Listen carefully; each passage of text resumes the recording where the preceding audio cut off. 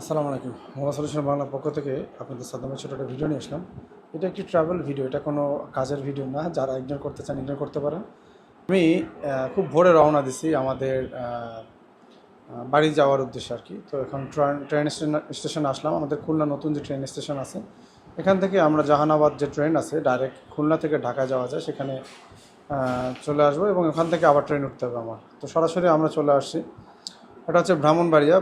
আমার সাথে আমার বোন আছে। আর এখানে এটা আজকে আয়োজনের ব্যবস্থা করা হয়েছে। এটা আসলে ভিডিওটা এডিটিং করব করে ছাড়া হয় না।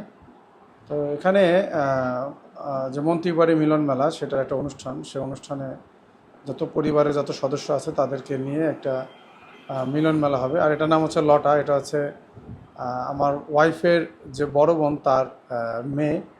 আমার ওয়াইফ তাকে খুবই পছন্দ করে। আর আমার যে বাবা আছে সে সবার সাথে পরিচয় করে দিচ্ছে, এখানে যারা যারা আসছে আমন্ত্রিত।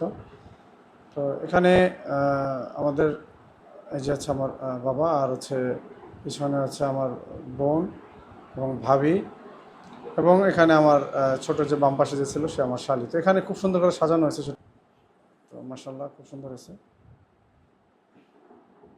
তারপর আমরা সরাসরি অনুষ্ঠানে আসলাম। ড্রোন দিয়ে অনুষ্ঠানটা চারিদিকে সিসি ক্যামেরার মাধ্যমে কন্ট্রোল করা হচ্ছে এবং এখানে মানুষজন আসা শুরু করছে। আমি বসে আছি এবং পাশে আমার ভাই বসে আছে। তো যেহেতু এখন অনুষ্ঠান শুরু হয় না, এই জন্য আমরা একটু পেছনের দিকে আছি। বন্ধুরা, এখানে আমাদের কিছু কিছু ভিডিও আছে একটু আগের, তো আমি এক ভিডিওর মধ্যে অ্যাড করে দিছি। নাহলে হয়তো কখনো আপনাদের সাথে শেয়ার করা হবে না এই ভিডিওগুলো। তো এখানে নাচ হবে, গান হবে। তো এটা শেষ করে আমরা পরের দিনই বেরিয়ে পড়লাম, যেহেতু থাকবো মাত্র 2-3 দিন, সময় যেন নষ্ট না হয়। তো ব্রাহ্মণবাড়িয়ার অনেক জায়গা আছে, খুব সুন্দর সুন্দর জায়গা। আসলে নতুন জায়গা আসলে তো এরকমই মনে হবে। এটা আমার শ্বশুরবাড়ির এলাকা। তো এখানে আমরা চলে আসলাম একটা রেস্টুরেন্টে। তো এখান থেকে তাড়াতাড়ি বিদায় নিতে হবে, কারণ বউ যদি বলে ফেলে যে চলো রেস্টুরেন্টের ভিতরে যাই, তাহলে আবার সে ভয়তে আছি। এই জন্য চিন্তাভাবনা করতেছি এখান থেকে তাড়াতাড়ি যেতে পারলে ভালো। জায়গাটা খুব সুন্দর।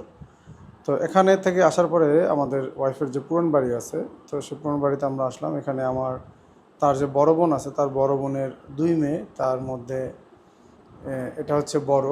আর আগে যাকে দেখেছি সে হচ্ছে ছোট। ও খুব দুষ্টামি করে। তো ও দুষ্টামি করে যাচ্ছে, কিন্তু খাবার যখন আসবে তখন সে শান্ত হয়ে যাবে। দেখবেন এই যে খাবার আসে, সে এখন শান্ত। তো আপনারা সবাই ওদের জন্য দোয়া করবেন, ওর জন্য আর ওই যে ছোট যে আছে লটা, ওদের জন্য। আসলে লটা ভালোবেসে ডাকে আর কি। এখানে আমার ছোট বোন আর আমার বউয়ের যে ছোট সবচেয়ে, দুজনে মিলে খুব ভালো জমছে, মানে আমার শালি। তো যাই হোক, তারপরের দিনই আমরা আবার বেরিয়ে পড়লাম। একেবারে যাকে বলে, প্রত্যেকটা এলাকায় দেখবেন এরকম বিশ্ব রোড আছে, যে 2 পাশ থেকে গাছ এবং বিশাল যে রোড, একেবারে 1 ওয়ে 2 ওয়ে রাস্তা আর কি, সরি। তো এই রাস্তাটা আসলে যখন আমি ঘুরি বা বাইক রাইডিং করি, আমার মনটা ভালো হয়ে যায়। একদম ফ্রেশনেস বাতাস, কি বলবো। তো এখানে বাইক চালাতে চালাতে অনেকটা সময় পর রাত হয়ে যায়। রাত হওয়ার পরে আমি আমার ওয়াইফকে একটু ভয় দেই। তো আসলে এবার মাঝে মধ্যে একটু টাইটে রাখতে হয় যেন কথাবার্তা শুনে। তো তবে ভয়টা আজকে দিব না, একটু রাতে দিকে আনতে হবে, তাহলে ভয়টা পাবে। তো অন্য দিন দিব, সামনে আর কি ভিডিওটা আছে। তো এরপরে এখান থেকে আমরা আসলাম, এটা আছে সিলেটে যে চা বাগান আছে সেখানে। এটা খুবই আমার কাছে অ্যাডভেঞ্চার লাগছে। খুবই নীরব, দিনের বেলাও গাছ ছমছম করতেছে, চারপাশে জঙ্গল আর জঙ্গল, মানুষ হাতে গোনা কয়েকটা। তো মানে মনে হচ্ছে এখনই কিছু একটা বেরোয় আসবে ঝোপের মধ্যে থেকে, মানে এতটাই জঙ্গলের মতো। আর এটা হচ্ছে একটা পার্কের মতো আর কি। এটা টিকিট কেটে ঢুকতে হয়, টিকিটের রেটটাও অনেক হাই।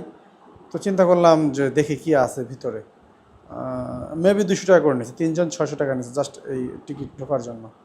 তো সেখান থেকে আমরা একটু চা বাগানের দিকে ঘুরবো, এই জন্য একটু ওইদিকে আসলাম। জায়গাগুলো এত সুন্দর, মানে আমার মন ভরে গেছে। আসলে আমাদের এদিকে তো এরকম দৃশ্য দেখা যায় না।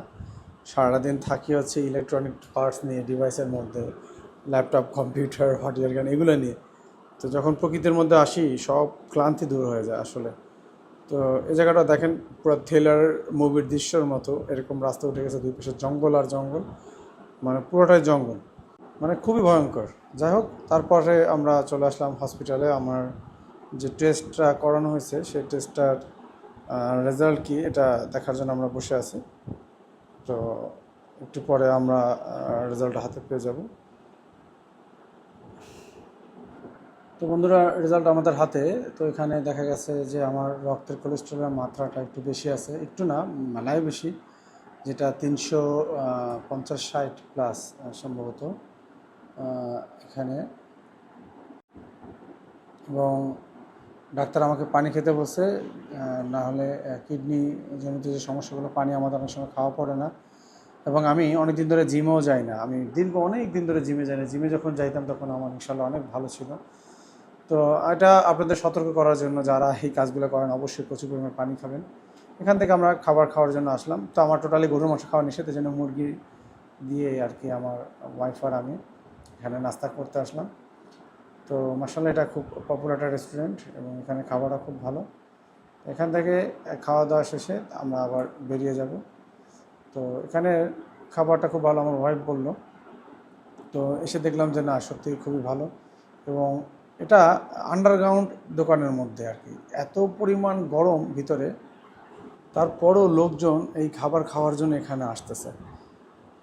তো যাই হোক, তারপরে এখান থেকে আমরা আসলাম মেলাতে। এটা হচ্ছে এই যে নৌকা।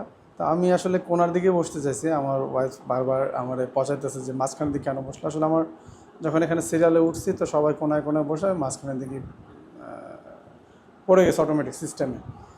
তো এই নৌকাটা কিন্তু মাঝখানে বসে আমি যেটা ফিল করলাম, যারা কোনায় বসে তাদের কিন্তু অবস্থা খারাপ হয়েছে, কারণ মাঝখানে বসে আমার মনে হয়েছে যে পড়ে যাবো এরকম একটা ফিল হচ্ছিল।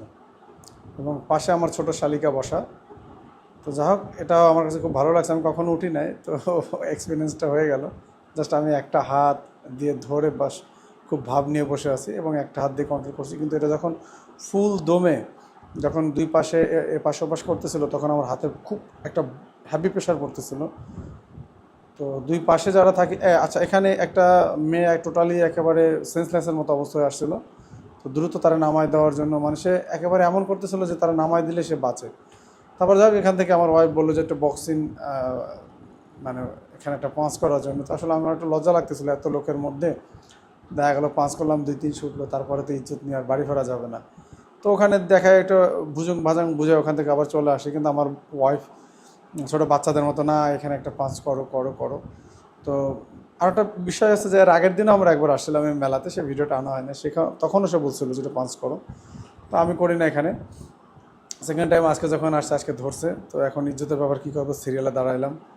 তো আসলে লজ্জা লাগতেছিল। যাই হোক, এখন এখানে সিরিয়ালে এই ছেলেটা পাস করতেছে, আমি একটু দেখতেছি কীভাবে পাস করে। তো মাশাল্লাহ, ও তো ভালোই পাস করে উঠেছে। তো দেখে রেখে আমি আবার ওখান থেকে চলে আসছি। আবার আমার বলতেছি কি হলো, ওখানে পাস করবা না? আমার পিছনে লাগছে। আমি বললাম যে নাগরদোলায় উঠি, তারপরে দেখতেছি।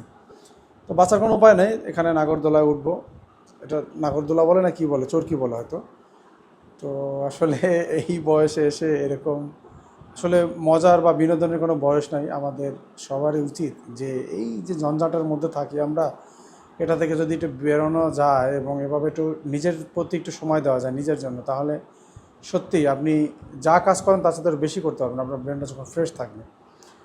তো যাই হোক, এখানে অনেক লোক, আর আমি বারবার ওই পাঞ্চিং মেশিনটা দিয়ে খেয়াল করছি যে লোকজন কখন একটু কমবে, ওখানে যেটা পাঞ্চ করে তাড়াতাড়ি চলে আসবে। এখানে সিরিয়াল, এখানেও সিরিয়াল। তো সিরিয়াল আমি যা বসতেছি, তো এখানেও আমরা সিরিয়াল দাঁড়ায় আছি। এখন এটা আসলে আমার ওঠা উচিত হয় না, যেহেতু আমি ভয়েস পরে দিছি। আসলে আমার অবস্থা খারাপ হয়ে গেছে। এখানে যেহেতু আমার একটু প্রেশারের সমস্যা আছে, তো এখানে আমি উঠার পর আমার অবস্থা খারাপ হয়ে গেছে। তো তারপর পরে আমার আসছে পাঞ্চ দেওয়ার জন্য। আমার অলরেডি মাথা ঘুরাইতেছে, সারা পৃথিবী আমার চারপাশে ঘুরতেছে। এখন আমার বউ ধরে নিয়ে সেটা পাঞ্চ করে, তারপর দিলাম একটা উইয়া। দেখা গেল যে ইজ্জত একেবারে যাওয়ার পথে। তো মাসাল্লাহ, এখানে একটা পাস করার পর একটু কনফিডেন্স ফিরছে যে না, ভালো করে দিলে হয়তো আরেকটু ভালো হতে পারে। তো সেকেন্ড টাইম বললাম যে আমি আরেকটা পাস করব, ঠিক আছে।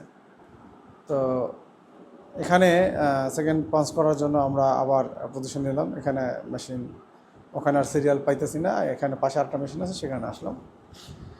তো এখানেও আমি আরেকটা পাস করলাম, একটু কনফিডেন্ট নিয়ে পাসটা করলাম। তো এবারও আমার প্রচুর লজ্জা লাগতেছিল, কেন লাগতেছিল আমি জানি না, আশেপাশে অনেক মানুষ। তো এটার কারণে যাক কিছুটা আরও বাড়ছে, ইজ্জতটা থাকছে। আচ্ছা, বললাম যে আজকের মতো থাক শোনা।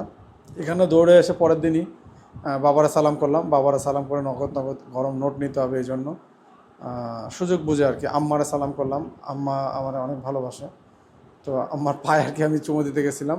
এগুলো আবার কেউ অন্যভাবে নেবেন না, আসলে মা বাবার প্রতি এটা ভালোবাসা আর কি। তো যাই হোক, এখানে বাবা আমাকে টাকা দিল মাশাআল্লাহ। আর কিছু টাকার সাথে পুরে আমার একটা আর এম নিতে হবে, সবাই দোয়া করেন। এখানে আর কি জমাইতে হবে আর কি। আর এখানে আমার ভাবি আছে, তারপরে সবাইকে সালাম দিয়ে টাকা নিতে হবে। আর ওই পিচ্চিটা খুব মজা নিতেছে। তো যাই হোক, এখানে সবার কাছে এক এক করে আমি ধরে ধরে সালামের ভয় দেখিয়ে টাকাগুলো নিয়ে নিলাম।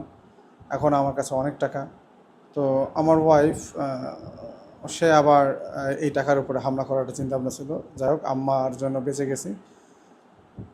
তো সবাই আমার ওয়াইফের জন্য দোয়া করবেন। ও খুবই ভালো মনের মানুষ, আলহামদুলিল্লাহ, কাছে লাখ লাখ শুক্রিয়া যে ওর মতো একজন আমি জীবনসঙ্গী পেয়েছি। তো এখানে আমরা টাকা পয়সা পেয়েই তো পকেটটা গরম, চট করে চলে আসলাম খুশিতে, মনের আনন্দে বাইক চালাইতেছি। তো যাই হোক, এখন আমার ওয়াইফ আমার কাছে কনভিন্স করার চেষ্টা করতেছে যে তাকে নিয়ে খাওয়াতে যেতে হবে, করতে যেতে হবে। সম্ভবত আমার কাছে টাকা দেখছে এই জন্য। সমস্যা নাই, ওর ব্যবস্থা আমার কাছে আছে। বলে না, আমরা হাতে নয় ভাতে মারব। নিয়ে যেতেছি খুব সুন্দরভাবে বুঝে সেই ভৌতিক রাস্তায়। আজকে বুঝবা ঠেলা, এরপরে আর আমার কাছে কোনো কিছু চাইবে না। তো সুন্দরভাবে রাইড করতে করতে নিয়ে যেতেছি। দেখেন রাস্তাটা আসলে অনেক সুন্দর, ওই জায়গাটাও অনেক সুন্দর। মাঝে মধ্যে আমি কিন্তু বেরোই, আসলে আমি চিন্তা করছি যে একটা পেজ করব, ট্রাভেল পেজ, যেটা থাকবে আমাদের দৈনন্দিন যে ঘোরাঘুরি যে বিষয়গুলো থাকবে। ইনশাল্লাহ খুবই শিগগিরই বাইকটা চেঞ্জ করবো আমি, আর অনেক নেবো যখন, তখন ট্রাভেল পেজ করবো সামনে ইনশাল্লাহ। সবাই দোয়া করবেন আমার জন্য। তো এখন ওকে নিয়ে আসলাম সেই ভৌতিক রাস্তায়। এই যে এখানে দেখেন চারপাশে অন্ধকার হয়ে আসছে, আর অলরেডি আমি তাকে ভয় দেওয়া শুরু করছি। তো ভয়টা এভাবে দিচ্ছি যে এই অন্ধকার রাস্তা যখনই কোনো কিছু ছিল না, আমি বাইকের আলো অফ করে দিচ্ছিলাম। তো আসলে রাস্তাটা সত্যি খুবই ভয়ঙ্কর ছিল, যে সব যখনই কখনো কোনো জায়গায় যখন গাড়ি টাড়ি ছিল না, চারপাশে শুধু মাঠ আর মাঠ। আর ও একটা কাজ করতেছিল, বারবার পিছনের দিকে তাকাচ্ছিল। তো পিছনের দিকে তো প্রচণ্ড অন্ধকার, সামনের দিকে যেহেতু লাইট, যে আমি লাইট অফ করে দিচ্ছি, ওরা ভয় দিতেছে। এবং গাড়িটা খুব স্লো করে সাইডে নিয়ে আমি দাঁড়ানোর চেষ্টা করতেছি, মানে আমি ওরা ভয় দিতেছি। আর ও প্রচণ্ড ভয় পেয়েছে, মানে ভয়টা এতই পেয়েছে যে পরের দিন আমার এখানে আবার নিয়ে এসে দেখানো হয়েছে যে দেখো রাস্তাটা খুবই ভালো, কোনো প্রবলেম নয়। বিশ্বাস করেন, পরের দিন আমি আবার নিয়ে আসছি ওকে এই একই রাস্তায় নিয়ে এসে দেখাইছি যে না, ভয়টা ভাঙানোর জন্য। তো এটা হয়তো আমার করা উচিত হয় না, এটা মজা করছি। তো এই রাস্তাটা পরে জানলাম যে রাস্তাটা আসলে ডেঞ্জারাস, এই রাস্তায় এভাবে করা ঠিক হয় না। এরকম মাঝে মধ্যে আমার ভয় দিছি, আমি নিজেও ভয় পাইতেছিলাম, এটা আমি বুঝতে দিই না, হয়তো এখন বলতেছি। তো যাই হোক, সবাই আমাদের জন্য দোয়া করবেন। একটা ভিডিও করলাম, এরকম ভিডিও তো আমি কখনো করি না, আসলে শেয়ার করলাম, এবং আমার ইউটিউবে থেকে যাবে স্মৃতি হয়তো। তো সবাই ভালো থাকবেন, আল্লাহ হাফেজ।